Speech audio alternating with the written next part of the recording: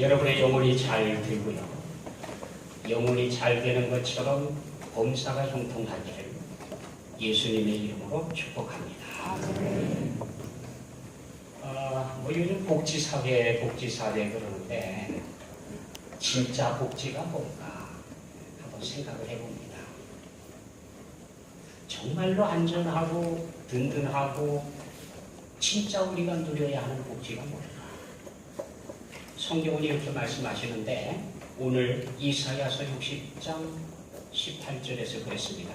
다시는 강포한 일이 내 땅에 들리지 않을 것이요 황폐와 파멸이 네 국경 안에 다시 없을 것이며. 이거 아닐까요? 나라로 볼 때에는 나라 안에, 사회로 볼 때는 우리가 살고 있는 사회 안에, 그리고 가정으로 볼 때는 우리가 있는 가정의 울타리 안에, 개인으로 볼 때는 나 개인의 삶이 내가 살아가고 있는 땅, 내가 행하고 있는 일들 가운데 강포한 일이 다시는 들리지 않아요.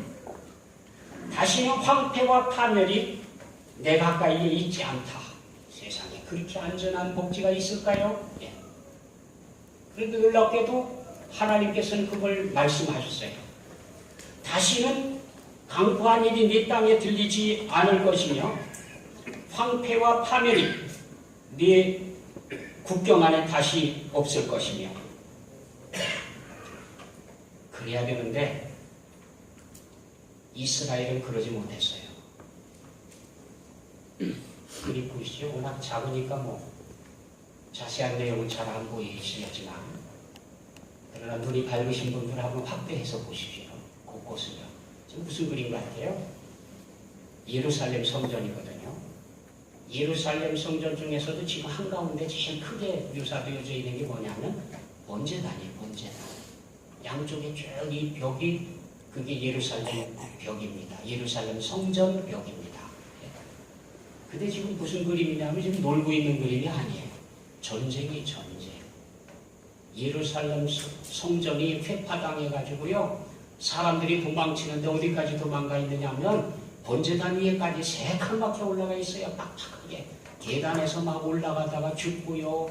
추격하고요. 끝에 올라갔는데 도망칠 데가 없으니까 뛰어내리고, 그리고 막 던져지고 하는 그런 장면들이고요. 그 밑에 보면 떨어지는 사람 혹은 도망치려고 하는 사람을 향해서 활을 당기고 있고요. 아주 하나하나 자세히 보면 아주 처참한 그림입니다. 저게. 심지어는 성전 안에 있어야 할 촛대를 가지고 저 지금 싸우고 있잖아요. 그죠? 약탈해가는 거죠, 지금. 완전히 파괴된 겁니다. 완전히 파괴. 이스라엘의 안전은 예루살렘에 있었고요. 예루살렘의 안전은 예루살렘 성전에 있었습니다. 예루살렘 성전이 안전해야, 그래야 예루살렘이 안전한 거고, 예루살렘이 안전해야 이스라엘이 안전한 건데, 적군이 예루살렘 성전 안에까지 들어와서 저 정도 되면 이스라엘은 끝난 거죠. 완전히 파괴당한 겁니다. 적어도 역사 속에 예루살렘은 난공불락이라고 알려져 있었습니다. 왜냐하면 강대국들이 쳐들어왔다가도요, 어떻게 못해?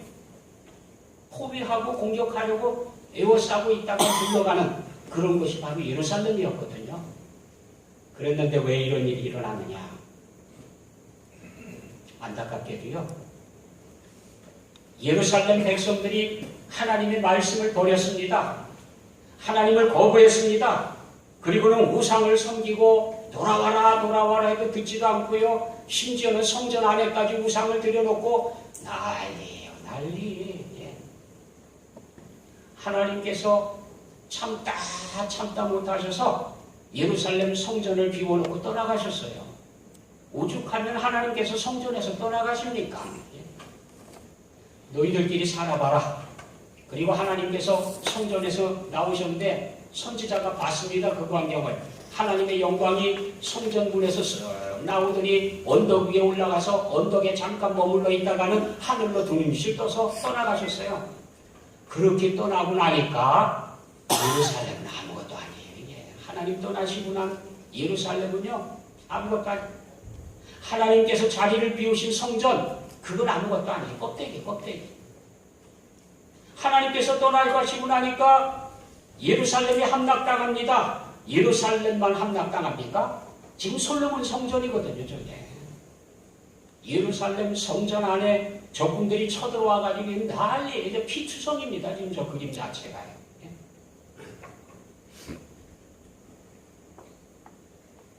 하나님께서는 분명히 약속하고 계시는데 그 어떤 폭행의 소문도 내 땅에서 들리지 않을 것이며 유린이나 파괴의 소식도 내 국경 안에서는 들리지 않을 것이다 라고 약속하셨는데도 불구하고 지금 이런 장면이 일어났어요. 왜 그러냐? 하나님의 말씀에 귀를 기울이지 않았거든요. 하나님의 말씀을 팽개쳤거든요. 그리고 하나님께서 가장 싫어하는 우상 숭배를 이 백성들이 쫓아갔습니다. 왕들 중에 숱한 왕들이요, 우상을 섬겨야 된다고 백성들을 강제로 끌고 우상 앞으로 가서 무릎 꿇리고 그렇게 했습니다. 결과가 이렇게 된 거예요. 하나님께서 자리를 비우시고 예루살렘 성전이 이렇게 휘파당하고요. 그 뒤에 있는 그림이 그게 그냥 그림이 아니고 저기 보면은 연기가 막 피어오르고 있는데 전부 불타고 예루살렘 성 자체가 지금 다 불붙었습니다. 가정이 어디 있습니까? 집 다 불살질러지고요. 사람들이 도망치는데 그래도 안전한 곳으로 도망간다고 강제 성전 안으로 들어간 거거든요.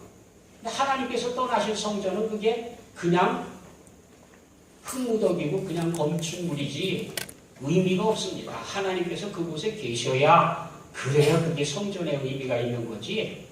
하나님께서 떠나시고 난 성전에 도망가 봐야 아무 의미가 없어요. 적군들이 저 성전 안에까지 들어와서 심지어는 번제단 위에까지 올라가가지고 저 난리를 치고 있잖아요.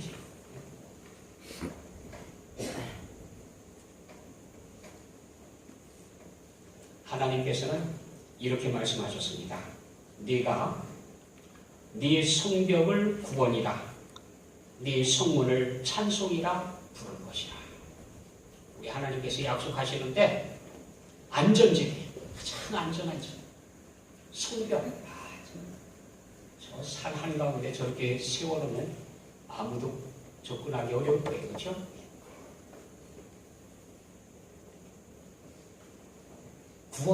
구원은 성벽이라고 했어요.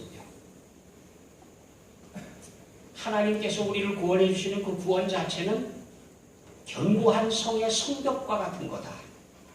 안전한 거죠.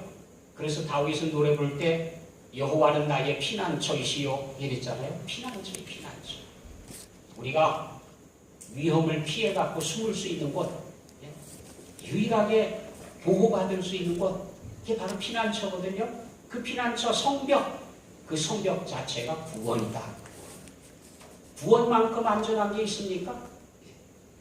에베소서에서는 그랬습니다. 하늘의 전신갑주를 이야기하면서 구원의 투구를 쓰고 이렇게 되어 있어요. 우리 머리, 생각, 내 생각과 가치관, 판단, 이 모든 게 다 머리에서 이루어지는데 이 머리는 무엇으로 보호해야 되느냐 하면 구원이라고 하는 확신이 있어야 된다. 이게 투구와도 같은 거예요.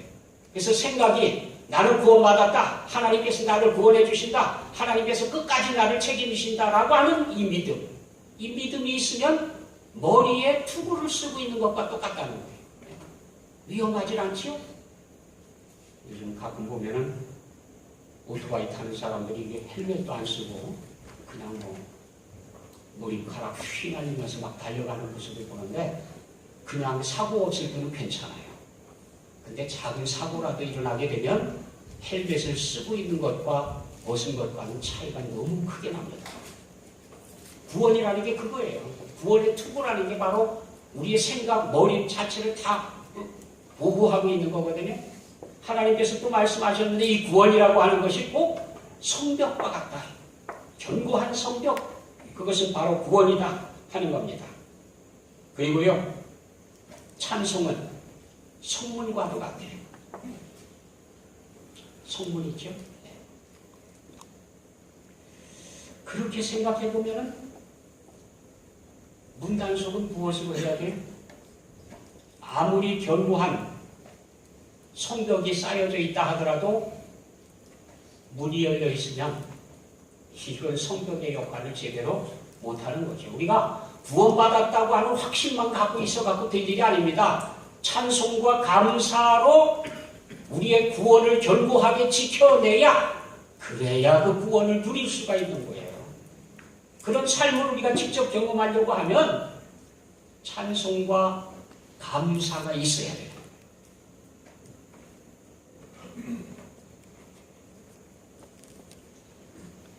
한 성이 있었습니다. 평화롭고 안전한 성이었습니다. 그 성의 군주는 백성들을 사랑하고 안전하게 지켜주고요. 그래서 백성들은 행복했습니다. 근데 또 다른 성이 있었어요. 산 위의 요새입니다.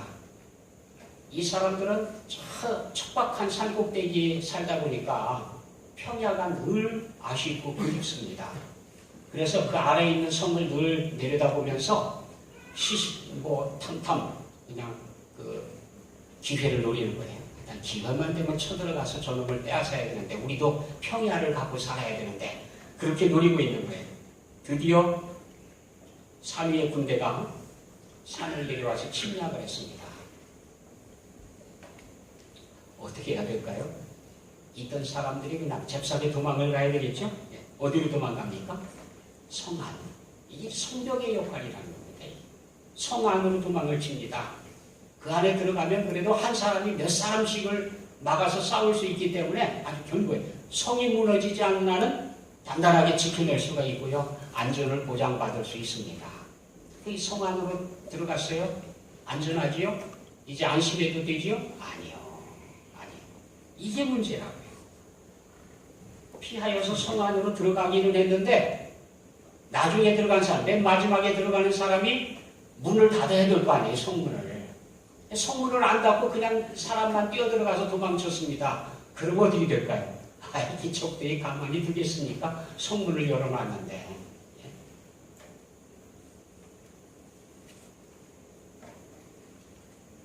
하나님의 구원은 성벽과 같아요. 안전하고 든든한 건 확실합니다. 구원만큼 그렇게 안전한 게 어디 있어요? 그걸 능가할 수 있는 건 아무것도 없습니다. 하지만 우리가 살펴봤듯이 문단속을 해야 돼요. 문단속.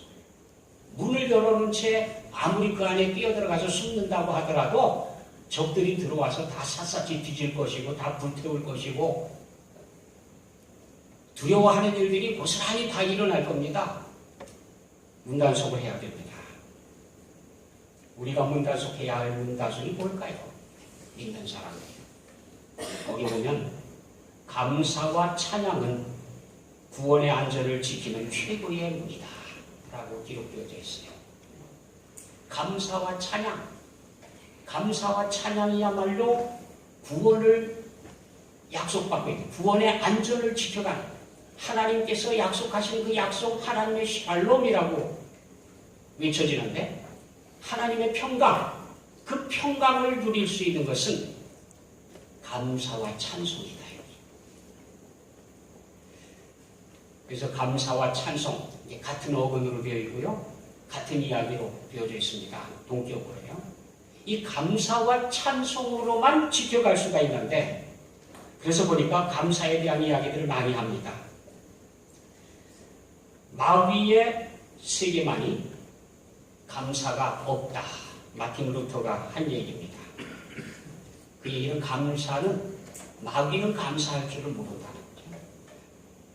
감사할 줄 모르는 입술을 가졌다고 하면 그 얘기는 누구의 심장을 갖고 있는 거냐면 마귀의 심장을 갖고 있는 거예요. 이 감사를 얼마만큼 하고 살아가느냐? 하나님 앞에 우리가 얼마만큼 감사한 마음을 가지고 살아갑니까? 이웃들에게 우리가 얼마만큼 감사의 마음을 표현하면서 살아가고 있습니까? 가족들에게 늘 이제 무시하기 쉽고요. 잊어버리기 쉬운 게 바로 가족 아닙니까? 매일 만나고 매일 대하다 보니까. 가족 간에도 감사가 늘 있어야 되는데 감사를 표한 지가 얼마만큼 됐을까요? 감사를 표현한 지 하도 오래돼가지고 기억도 안 난다. 그러면 오늘 10배는 더 감사를 하고 주무셔야 될 거예요. 감사가 없다고 하는 건 그만큼 마음이 굳어진 거예요. 마귀만이 감사할 줄을 모른다 이거죠. 존 밀러는요, 사람이 얼마나 행복한가 하는 것은 그의 감사의 깊이에 달려있다. 감사를 얼마만큼 진솔하게 하느냐에 따라서 그 사람이 행복하냐 아니냐가 결정이 된다는 거예요. 자, 내가 정말 행복한 인생이 되고 싶다. 나의 인생 마무리가 아니면 내가 살아가는 나날들이 올해가 내년이 정말로 행복한 해가 되기를 원한다고 하면 감사의 깊이를 더해야 해요. 내가 감사가 진솔해지고 깊어지면 깊어질수록 행복한 날을 맞이할 수가 있어요. 근데 감사하지 아니하면 행복했던 것까지도 다 새나가고 불러 들어왔던 행복도요 다 빠져나가고 없어요. 다 흘러나가요. 결국 감사를 얼마만큼 하느냐에 따라서 행복이 결정된다는 겁니다. 그러니까 행복하기 때문에 감사하는 게 아니고, 그죠? 나는 더 할 수 없이 행복해. 그래서 감사해. 그게 아니에요. 반대. 내가 감사하고 살기 때문에 행복이 내 곁으로 찾아오는 거예요. 감사할 줄 알아야 돼. 가족 간에도요, 이웃 간에도요, 누구에게건 간에 감사를 표현하고 살아야 됩니다. 내촌감상이라고 하는 일본 신학자가 있습니다. 그는 이런 이야기를 했습니다. 하나님이 만약에 하나님께서 인간을 저주하신다고 하면 어떻게 저주할까? 사람들이 생각할 때는 질병이나 실패나 죽음 따위로 저주하는 거다라고 생각을 해요. 근데 정말 그러냐? 아니라는 거예요. 질병도 복이 될 수 있습니다. 실패도 복이 될 수 있습니다. 죽음도 복이 됩니다. 그것으로 저주하시지는 않아요. 그럼 하나님께서 사람을 저주한다고 하면 뭘 갖고 저주를 할까? 첫째, 성경을 읽어도 믿지 못하는 마음. 이게 저주받은 거예요. 하나님의 말씀을 읽기는 읽는데 믿어지지가 않아. 읽어도요 꼭 반대로 읽어져요. 이상하게 하나님의 말씀이 신뢰가 가지가 않아요. 그래서 읽기는 열심히 읽는데 맨날 부정적인 생각을 갖고 있어요. 이게 저주받는 거랍니다. 또 하나님께서 사람을 저주한다고 하면 하나님이 살아계시는 것을 믿지 못하는 마음. 하나님은 살아계십니다. 살아계신 하나님, 역사를 주장하시는 하나님, 그래서 만물을 다스리시는 하나님의 솜씨가 보이는데도 불구하고 믿어지지가 않아요. 하나님이 어디 계시는가? 하나님이 살아계시긴 살아계시는가? 하나님이라고 하는 존재가 있는가? 자꾸 의심만 솟아나지 믿어지지가 않아요. 이것이 저주받은 거죠. 또요, 하나님께서 사람을 저주하신다고 하면 감사하는 마음이 우러나오지 못하도록 하시는 것이 저주일 것입니다. 왜냐하면요, 감사할 줄 모르면요, 행복을 누릴 자격도 안 되지요. 실제로 누릴 수도 없지요. 결국 하나님께서 하신 말씀에 의한다고 하면 감사하지 못하는 것은 곧 성문을 활짝 열어놓는 것과 같거든요. 위험으로부터 아무런 보장을 받을 수가 없습니다. 감사하지 못하는 입술, 그 입술을 가진 사람은요, 하나님의 행복, 하나님의 샬롬으로부터 하나님의 샬롬으로 우리를 지켜줘야 되는데 보장받지 못해요. 문이 열려 있거든요. 언제든지 습격당하고요, 언제든지 불태워지고요, 언제든지 파괴되고요, 그럴 위험 속에 노출되어져 있는 겁니다. 스탠리 존스라고 하는 사람이 이런 이야기를 했습니다. 교양인과 야만인의 차이는 누가 교양 있는 사람이냐, 누가 야만인이냐 하는 그 차이는 감사할 줄 아느냐, 감사할 줄 모르느냐, 그게 결정이 된다. 교양이 있다고 하는 얘기는 감사할 줄을 아는 거고요. 야만인이라고 하는 것은 감사할 줄도 모르는 게 야만인.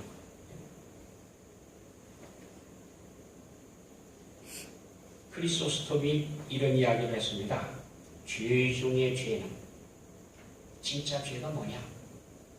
감사하지 못하는 게 바로 죄 중에 진짜 죄다. 그렇죠. 두렵군요. 양심이 얼어붙어 있는 것 같아요.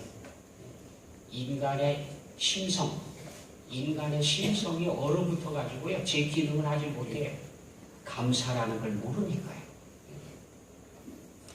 그래서 정말로 감사하지 못하는 것이야말로 죄 중에 진짜 큰 죄다 라고 이야기를 한 겁니다. 왜 구원받은 가정이 파괴되고 있습니까? 구원의 울타리가 있는데 왜 안전을 누리지 못합니까? 이유는 감사하지도 않고 찬송하지도 않고 문을 열어놨기 때문에 원수에게 틈을 줬습니다. 창문을 열어놨습니다. 아니 문을 개방해놨습니다. 그래서 원수들이 침략해 들어와서 망가지는 거예요. 많은 크리스찬의 가정들이 망가지고 있습니다. 안전을 보장받았는데도 불구하고 누리지를 못하고 있어요. 망가지고 있어요. 이유는 문을 열어놨습니다. 감사와 찬송으로 문단속을 제대로 해야 되는데 문을 활짝 열어놨기 때문에 그만 주어졌던 안전이 다 새나가요. 다 약탈당하고요, 불사질러지고요, 파괴되고요, 생명의 위협을 느끼고요, 그렇게 되는 거예요. 많은 사람들이 예수를 믿고 구원은 받았지만 감사와 찬송의 생활이 없어서 구원의 삶을 지키지 못하고 있습니다.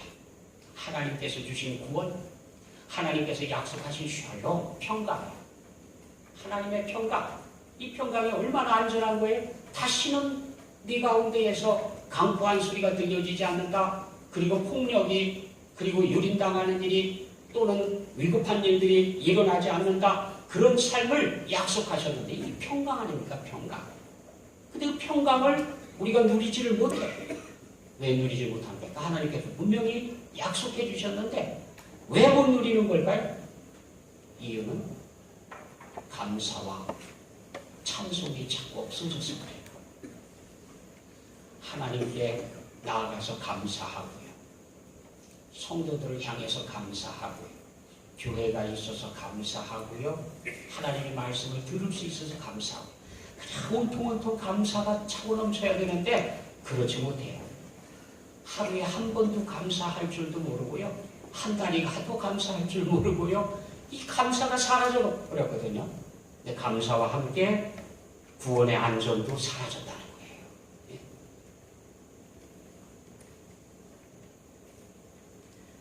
많은 교회들이 구원의 울타리 안에 있지만 감사와 찬송으로 문단속을 하지 못했기 때문에 분열하고 다투고 침울하고 있습니다. 교회조차도요. 교회조차. 하나님의 구원이 가장 확실해야 하는 교회조차도 울타리 안에서 구원의 안전을 누리지 못하고요. 교회가 풍지박산이 나요. 회오리 속에 휩싸여요. 세상의 물결이 넘실대가지고요. 좌초되기 일부 직전이에요. 파선이 일부 직전입니다. 왜 그렇게 위태롭습니까? 내용은 교회 안에서 감사와 찬송이 자꾸 사라지고 있어서 그렇다는 거예요. 이유는 아주 간단합니다. 그래서 위기 가운데 던져지게 되는 겁니다. 구원을 든든히 하고 찬양과 감사로 그 은혜를 지켜내야 합니다. 하나님의 구원, 하나님의 샬롬, 하나님의 평강, 이 가장 안전한 평강지대에 우리가 살기 원한다고 하면, 가장 안전한 구원의 역사 속에 우리가 서 있기를 원한다고 하면 감사와 찬송을 회복해야 돼요. 우리 입술이요. 불평보다는요. 감사와 찬송이 회복되어야 돼요. 그리고 늘 감사하고요. 찬송하고요. 바뀌어야 됩니다. 바뀌어야 돼요. 그 중에도 가정을 제일 먼저 지켜져야 하는 곳이다 라고 생각합니다. 왜냐하면 모든 기초는 다 가정에서 나오거든요. 보십시오. 가정이 건강하면 사회도 건강하고요. 사회가 건강하면 당연히 국가도 건강한 거예요. 가정은 국가와 사회의 기본이며 기초가 됩니다. 가정이 병들게 되면 어떻게 될까요? 국가도 건강할 수가 없습니다. 병든 가정은 병든 사회를 만들고 병든 사회는 병든 국가를 만듭니다. 가정이 무너지면 우리 아이들의 미래도 국가의 미래도 없습니다. 국가와 사회를 지키기 전에 먼저 가정을 건강하고 건전하게 지켜야 합니다. 건전하고 든든한 가정에서 건전하고 든든한 사회가 나오고 건전하고 든든한 국가가 만들어집니다. 우리 아이들, 우리의 자손들이, 우리의 후손들이 건강하고 건전한 국가에서 살게 하려고 하면 지금 건강한 가정을 만들어야 돼요. 그래야 건강한 사회가 만들어지고 건강한 국가가 나오지. 가정이 병들어가고 있는데 사회가 건강할 수도 없고 국가도 건강할 수가 없습니다. 먼저 회복되어져야 되는 것은 바로 가정입니다. 가정. 가정의 복지 마찬가지로 하나님의 언약 안에 있습니다. 하나님께서 약속하신 그 약속, 우리가 읽었던 이사야서의 하나님의 말씀이요. 하나님께서 약속하신 그 약속을 우리가 누리려고 하면 바로 하나님의 언약 안에서 가정의 복지를 찾아야 됩니다. 그러기 위해서 한번 봅니다. 뭐 하는 그림 같아요? 가정 예배 드리고 있는. 하나님 말씀을 중심으로 해서 가족들이 앉아서 좋은 책상이 있을 필요도 없습니다. 그거 있어도 없어도 상관없습니다. 좋은 의자 있어도 없어도 상관없습니다. 쇼파 있어도 없어도 상관없습니다. 좋은 카페트 그거 있으나 없으나 그게 위기고 그러진 않습니다. 다만 우리 가정에서 말씀이 사라지고 있다고 하면 그게 문제인 거죠. 하나님 말씀이 늘 가까이에 있어서 언제든지 보면 하나님 말씀이 펼쳐져 있고 또 툭하면 말씀에 대한 이야기들을 주고받을 수 있고 이것만큼 안전한 게 있을 수 있습니까? 하나님께서 약속하셨습니다. 다시는 강포한 일이 네 땅에 들리지 않을 것이요 황폐와 파멸이 네 국경 안에 다시 없을 것이며 이것처럼 안전한 게 어디 있습니까? 예? 보십시오. 뭐라고 되어 있습니까? 구원의 성벽, 찬송, 감사의 문. 하나님께서 약속하신 약속 다시 한번 생각해봅니다. 구원은 아주 든든하지요? 안전하지요? 마치 성벽과도 같다고 그랬어요. 그런데 감사와 찬송은 성문이에요. 성문. 그러니까 이 성문 안전은 뭡니까? 성문만 다스리면 되지 않습니까? 성벽은 이미 서 있는 거고요. 성문만 지키면 되는 거예요. 성문을 지키는데 무엇으로 지키느냐? 감사와 찬송을. 그렇게 성문을 지키기만 하면 하나님의 은혜를 누릴 수가 있습니다. 그렇게 하나님의 샬롬, 하나님께서 약속하신 그 샬롬을 여러분이 누리는 그런 가정이 되시기를 예수님의 이름으로 축복합니다. 기도하겠습니다.